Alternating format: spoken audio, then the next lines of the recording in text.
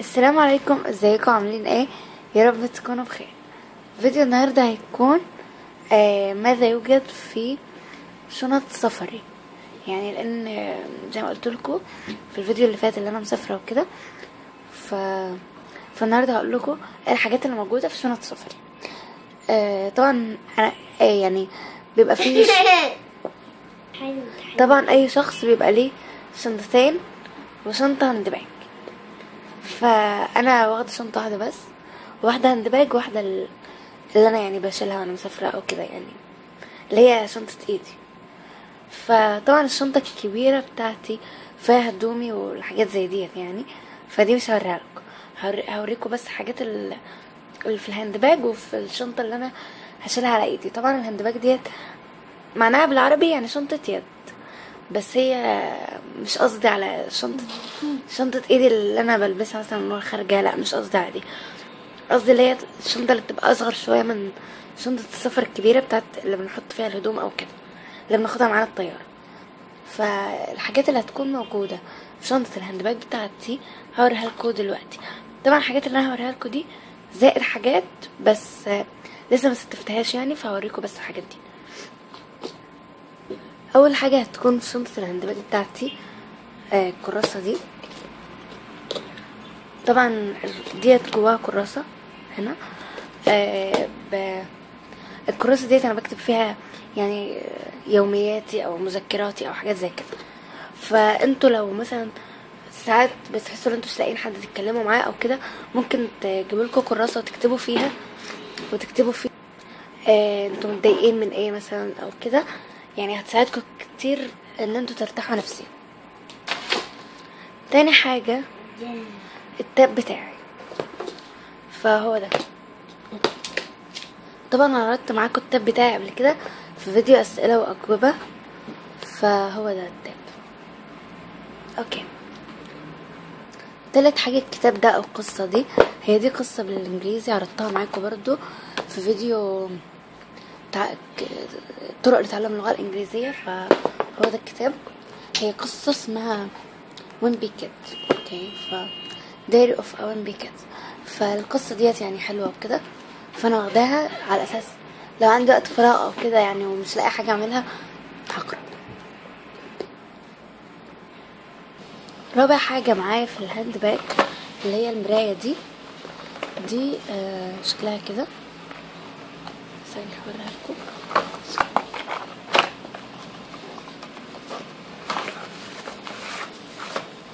دي بتبقى مرايه شكلها كده. طبعا اللي باين في المرايه ده الموبايل بتاعي، فانا مثبتاه فوق يعني عشان اصور. فهي دي المرايه شكلها كده، وليها زي ما انتوا شفتوا بابين او التلاتة، يعني 3 مرايات، واحد في اليمين واحد في النص واحد في الشمال. وهي كمان بتتعلق، تبقى يعني مش بتتعلق ليها اللي هي دي بتبقى بالشكل ده اللي هو يعني بركبها. الحاجات ديت جايه معاها جوه الكرتونه هنا، فالحته ديت مثلا ممكن احط فيها دبابيس اي حاجه انا عايزاها.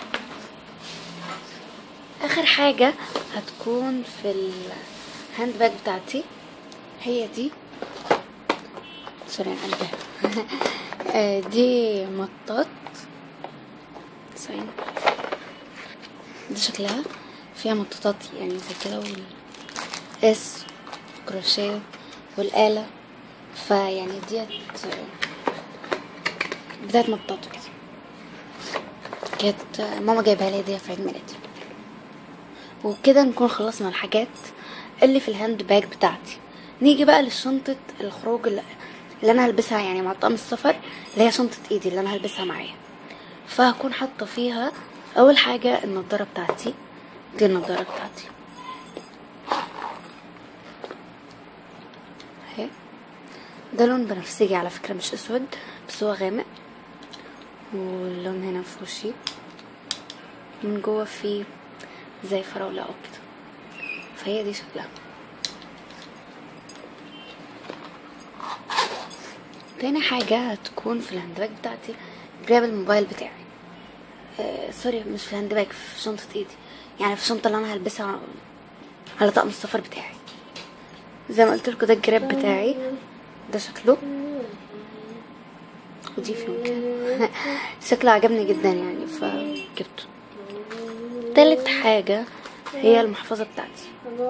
طبعا هنا رسمة قطة بالوردي او بالبامبي، وهي للبني. وهنا بتتحط صورة، هنا عادي يعني محفظة عادية. هنا فلوس بالمصري، وهنا ريالات. بس رابع حاجة هي المروحة دي. اكيد كلنا عارفين المروحة دي، فالشكل ده عجبني، لسه شاريها امبارح تقريبا. فهي دي من هنا ابيض، ودي على شكل ورود. فبس بعد كده كل الحاجات هنا دي الحاجات بقى يعني الصغيرة او كده. دي اول حاجة اللي هي اكيد كلنا عارفينه، اللي هو تاتو الشفايف، تاتو الرقبة، سوري تاتو الرقبة. فهو ده. تاني حاجة السماعات، هي دي السماعات بتاعتي، لونها لبني برضو في وردي، نفس لون المحفظة تقريبا. بعد كده دي اللي ما يعرفش دي، فهي صابون على شكل ورق. هي دي تبقى شكلها كده.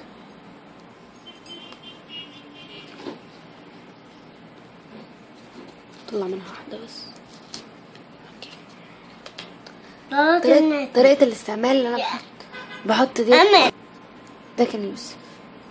طريقة الاستعمال اللي انا بحطها على ايدي كده، وبعدين بحط عليها مية او بفتح عليها يعني مية، وبتبقى زي رغوة الصابون بالظبط، يعني صابون لبرا البيت.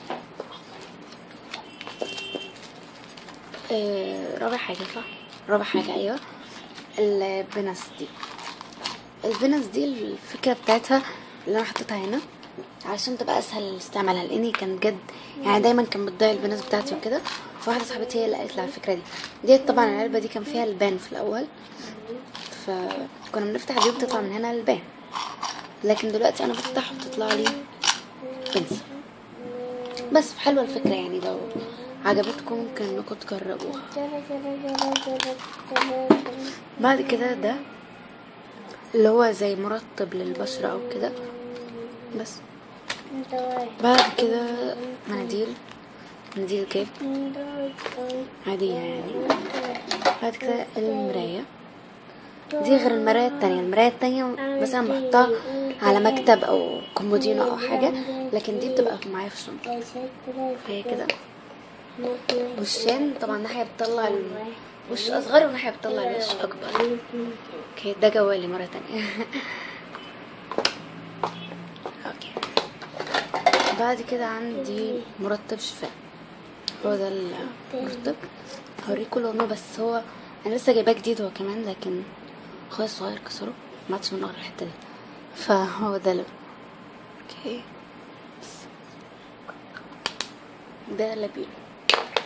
بعد كده مرطب تاني لونه احمر اسمه افيفا، غير لبيلو ماركة تانية، فهو ده لونه.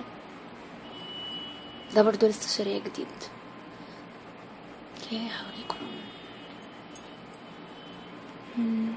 ايوه باين، ده بالكرز تقريبا، بالكرز والتاني ده بالفراولة. اوكي اخر حاجة هي المرطب ده مرطب اللي هو بيبقى دايرة او كده، بس برضو اخويا كسرهولي، كنت جايباه اللي هو كامل، لكن كسر لي الغطا التاني ودي اتكسرت او اتقطعت او كده، فما عادش منه غير ده. فانا بستعمله يعني لما بحس ان شفايفي محتاجه ترطيب او كده، فهاخده معايا يعني عادي. بس هي دي الحاجات اللي هاخدها معايا اجماليا يعني. دي كل الحاجات اللي انا وريتها لكم، المطاط والكراسه الحاجات كلها يعني. فهي دي الحاجات اللي انا هاخدها معايا في شنط سفري. وكمان قلت لكم ان الشنطه بتاعت الهدوم اكيد فيها هدوم يعني. فبس هو ده كان فيديو النهارده، قلت لكم عن الحاجات الموجوده في شنط السفر، يا رب تستفيدوا منها. وكمان لو شايفين ان انا ناقصني حاجات مهمه او كده ممكن تقولوا لي عليها، تكتبوها لي في الكومنت، او اللي انا نسيتها بتكتبوها لي في الكومنت عشان ما انساش انا مسافره. فبس كده نكون وصلنا لنهايه الفيديو، يا رب يكون عجبكم. ما تنسوش اللايك والاشتراك في القناه. دلوقتي هيظهر لكم هنا الانستجرام وصفحتي في الفيسبوك، ما تنسوش تتابعوهم عشان نقدر نتواصل مع بعض. ومع السلامه.